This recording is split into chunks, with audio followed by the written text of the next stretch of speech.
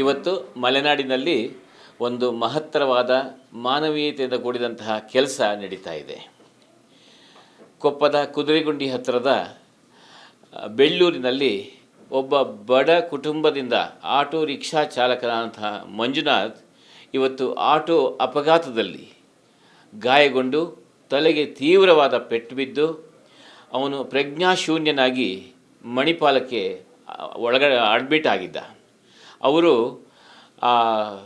ಅಲ್ಲಿ ಮಣಿಪಾಲದಲ್ಲಿ ಅವನನ್ನು brain dead ಅಂದು ಮಿದುಳು ನಿಷ್ಕ್ರಿಯಗೊಂಡಿದೆ ಎಂದು ತಿಳಿಸಿದ ನಂತರ ಅವನನ್ನು ಸಂಬಂಧಿಕರಿಗೆ ತೋರಿಸಲಿಕ್ಕೆ ನಮ್ಮ ಆಸ್ಪತ್ರೆಗೆ ಕರೆದುಕೊಂಡು ಬಂದರು.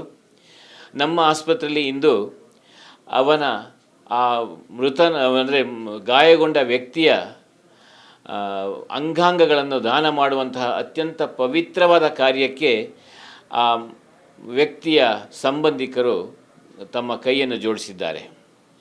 ಆ ಕುಟುಂಬದ ನೋವಿನಲ್ಲೂ ಕೂಡ, ಕುಟುಂಬದಲ್ಲಿ ದುಡಿಯುವ ವ್ಯಕ್ತಿಯನ್ನು ಕಳೆದುಕೊಳ್ಳುತ್ತಿದ್ದರೂ ಕೂಡ ಆ ಸಹೋದರಿ, ಅವನ ಪತ್ನಿ ಹಾಗೂ ಅವರೆಲ್ಲರೂ ಸೇರಿ ಈ ಒಂದು ಮಹತ್ತರ ಕಾರ್ಯಕ್ಕೆ ಕೈ ಜೋಡಿಸಿದ್ದಾರೆ. ಅವರಿಗೆ ನಾನು ಮೊದಲಾಗಿ ಕೃತಜ್ಞನಾಗಿದ್ದೇನೆ.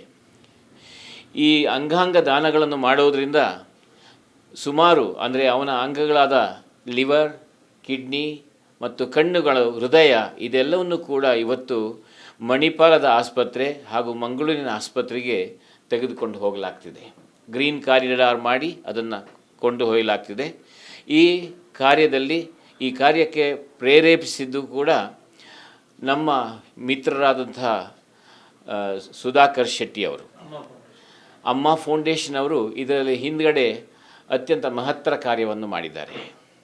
ಈ ಕಾರ್ಯದಲ್ಲಿ ನಮ್ಮ ಆಸ್ಪತ್ರೆಗೆ ಒಂದು ಸುಯೋಗ ಎಂದೇ ಭಾವಿಸ್ಬೋದು. ಯಾಕೆಂದರೆ ನಮ್ಮ ಆಸ್ಪತ್ರೆ ಆರ್ಗನ್ ರಿಟ್ರೈವ್ ಮಾಡಲಿಕ್ಕೆ ಎಲ್ಲ ವ್ಯವಸ್ಥೆಗಳನ್ನು ಒಳಗೊಂಡಿದೆ. ಇದಕ್ಕೆ ಒನ್ ಟೈಮ್ ಪರ್ಮಿಷನ್ ಅಂಥೇಳಿ ಅನುಮತಿಯನ್ನು ರಾಜ್ಯ ಸರ್ಕಾರ ನೀಡಿದೆ. ಅಂದರೆ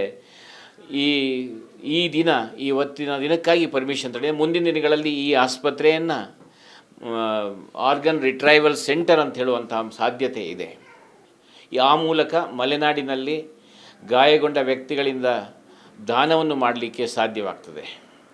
ಈ ಕಾರ್ಯವನ್ನು ಮಾಡುತ್ತಿರುವ, ಈ ಕಾರ್ಯಕ್ಕೆ ಕೈ ಜೋಡಿಸಿದ ಎಲ್ಲ ಸ್ವಯಂ ಸೇವಾ ಸಂಸ್ಥೆಗಳಿಗೆ, ನಮ್ಮ ಆಸ್ಪತ್ರೆಯ ಸಿಬ್ಬಂದಿ ವರ್ಗದವರಿಗೆ ಹಾಗೂ ಈ ಕಾರ್ಯವನ್ನು ಮೊದಲು ಮಾಡಲಿಕ್ಕೆ ಒಪ್ಪಿಗೆ ನೀಡಿರುವಂತಹ ಆ ಕುಟುಂಬಸ್ಥರಿಗೆ ನಾನು ಕೃತಜ್ಞನಾಗಿದ್ದೇನೆ.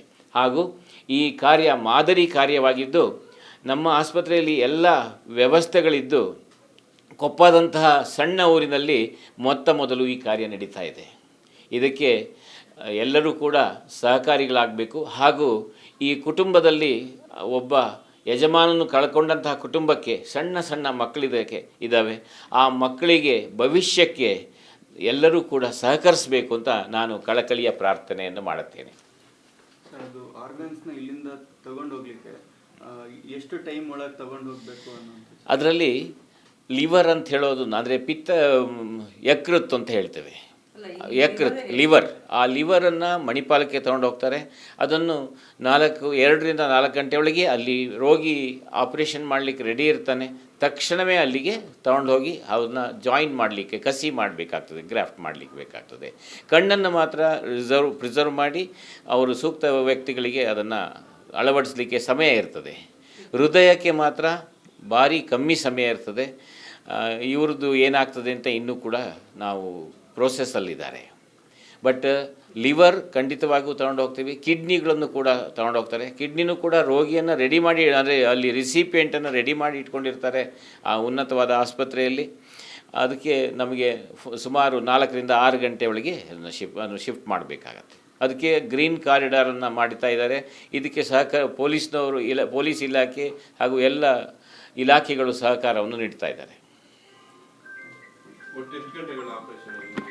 ಸುಮಾರು 12ವರೆಗೆ ಆಗುವ ಸಂಭವನೀಯತೆ ಇದೆ ಆಸ್ಪತ್ರೆಯಲ್ಲಿ. ಮಣಿಪಾಲದಿಂದನೇ ಇದಕ್ಕೆ ಬೇಕಾದಂತಹ ತಂಡ ಬರ್ತಾ ಇದೆ. ಮಣಿಪಾಲದಿಂದ ಬಂದಂತಹ ತಂಡದವರು ಈ ಕಾರ್ಯವನ್ನು ನೆರವೇರಿಸಿ ಸುಮಾರು 3 ಗಂಟೆಗೆ ಆಗುವ ಸಂಭವನೀಯತೆ ಇದೆ. ಈ ರೀತಿಯ ಇನ್ನಷ್ಟು ವಿಡಿಯೋಗಳು ನಿಮಗೆ ಸಿಗಬೇಕೇ? ಹಾಗಾದ್ರೆ ಈಗಲೇ ನ್ಯೂಸ್ ಮಲ್ನಾಡ್ ಚಾನೆಲ್ನ ಸಬ್ಸ್ಕ್ರೈಬ್ ಆಗಿ, ಕೆಳಗಿರೋ ಸಬ್ಸ್ಕ್ರೈಬ್ ಬಟನ್ ಮೇಲೆ ಕ್ಲಿಕ್ ಮಾಡಿ ಉಚಿತವಾಗಿ ಸಬ್ಸ್ಕ್ರೈಬ್ ಆಗಿ. ನಿಮ್ಮ ಒಂದೊಂದು ಸಬ್ಸ್ಕ್ರೈಬ್ ಕೂಡ ನಮಗೆ ಬೆಂಬಲ, ಸ್ಫೂರ್ತಿ.